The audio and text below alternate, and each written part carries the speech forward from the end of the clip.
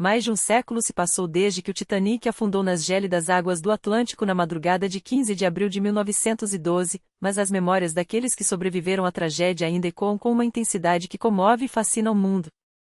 Dos 2.225 passageiros a bordo, apenas 712 conseguiram escapar com vida. Muitas dessas histórias, no entanto, se perderam com o tempo, algumas porque seus protagonistas preferiram levar para o túmulo o peso de lembranças tão dolorosas, outras porque, mesmo compartilhadas em entrevistas, memórias ou discursos, nunca ganharam a atenção que mereciam. Os relatos em primeira mão revelam um cenário de caos, desespero e beleza macabra, o esplendor de um dos mais luxuosos transatlânticos já construídos desaparecendo lentamente sob as ondas, enquanto vidas se apagavam em meio ao frio cortante e ao terror da noite. 700 famílias foram destruídas em questão de horas. Essas narrativas nos transportam de volta àquela noite fatídica, não como meros espectadores, mas como testemunhas do horror e da fragilidade humana. E é justamente por isso que, ao fechar este capítulo, volto ao início com um alerta: o que você está prestes a conhecer não é apenas uma história triste, é um lembrete brutal de que a vida pode se desintegrar em instantes. Valorize quem você ama. Hoje, Michel Navratil, um homem desesperado para recomeçar, fugiu da França com seus 2 filhos pequenos, de 2 e 4 anos, sob identidades falsas. Com passagens de segunda classe e o nome forjado de Louis Hoffman, embarcou no Titanic sonhando com uma nova vida na América. Quando o navio colidiu com o iceberg, já era tarde para questionar se a fuga havia sido um erro. Seu filho mais velho, Michel Jr., jamais esqueceria as últimas palavras do pai: "Meu filho, quando sua mãe vier buscá-lo, e ela virá, diga a ela que eu a amava profundamente e ainda amo. Diga que eu esperava que ela nos seguisse, para que pudéssemos ser felizes juntos, livres, em um novo mundo." As crianças, que falavam apenas francês e viajavam com nomes falsos, foram encontradas pela mãe apenas um mês depois, quando ela, ao ver suas fotos em um jornal, atravessou o Atlântico em busca dos filhos que a esperavam em Nova York. O casal finlandês Helga e Pekka Ukrainen embarcou no Titanic cheio de esperança, pronto para começar uma vida juntos nos Estados Unidos. Helga lembrava com carinho dos dias a bordo, quando, mesmo em terceira classe, a rotina era quase idílica: caminhadas pela manhã, jogos à noite no salão comum, uma sensação de aventura.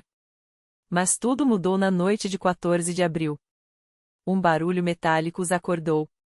Pekka subiu para investigar, enquanto Helga, ainda sonolenta, tentou se levantar, só para descobrir que o chão da cabine já estava inclinado. Quando finalmente conseguiu sair, deparou-se com portas trancadas e passageiros desorientados. Em segundos, agarrei minha bolsa, vesti o colete salva-vidas e corri para o corredor. Todas as saídas estavam bloqueadas, contava.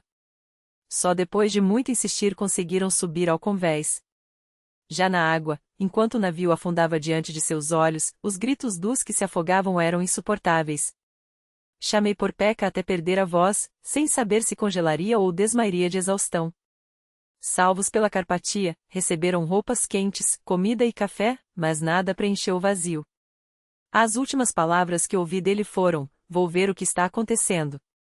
Fiquei horas encostada no corrimão, olhando para o mar, esperando, inutilmente, que outra embarcação surgisse com ele.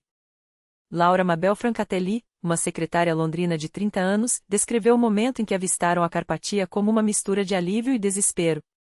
Ao amanhecer, vimos as luzes do navio a cerca de 6 quilômetros. Remamos como loucos, esquivando icebergs gigantes. Por volta das 6h30, finalmente nos resgataram. Nossa pequena embarcação parecia um ponto minúsculo ao lado daquele colosso. O pior, porém, ainda estava por vir: ser içada por uma rede instável, com o colete salva-vidas apertando o corpo, balançando sobre o abismo. Fechei os olhos, agarrei-me às cordas e me perguntei: será que desta vez estou segura? Até que uma mão firme me puxou para dentro. Ellen Chartiuk-Andei, jornalista e feminista de 53 anos, viajava sozinha na primeira classe. Sua presença magnética atraía proteção instintiva, pelo menos 6 homens, incluindo o coronel Archibald Grace, pareciam dispostos a tudo para garanti-la. Em seus escritos, ela homenageou os operários que, mesmo cientes da morte iminente, mantiveram a disciplina até o fim. Vi uma fileira de foguistas e mecânicos, com os rostos marcados pelo medo, mas os passos firmes. Um oficial ordenou que parassem. Eles obedeceram. Viraram-se. E desceram, sabendo que não voltariam. Aquela coluna de homens que escolheram enfrentar o fim com coragem me deixou sem palavras.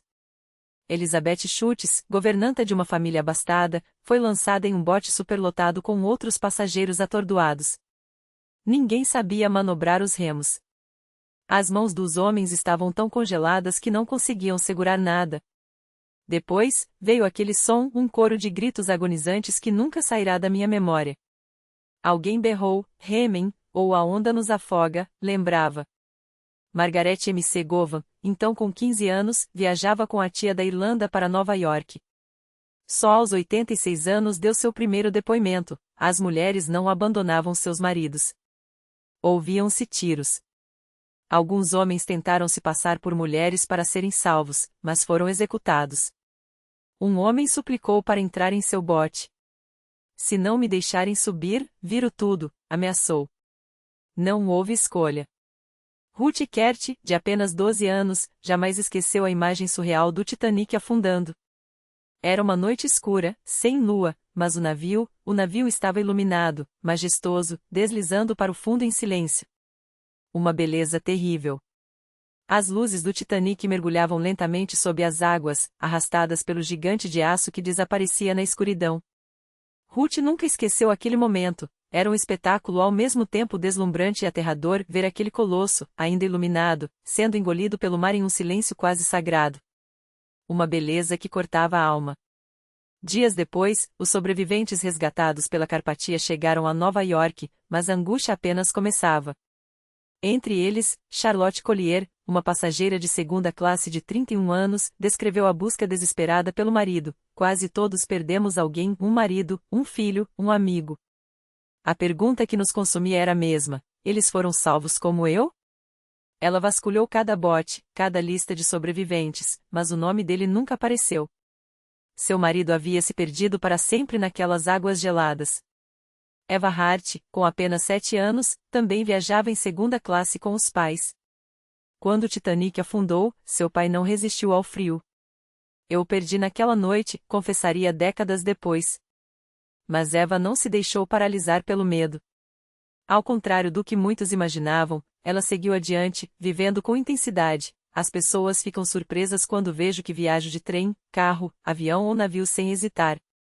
Se eu vivesse com medo, teria morrido de terror há muito tempo.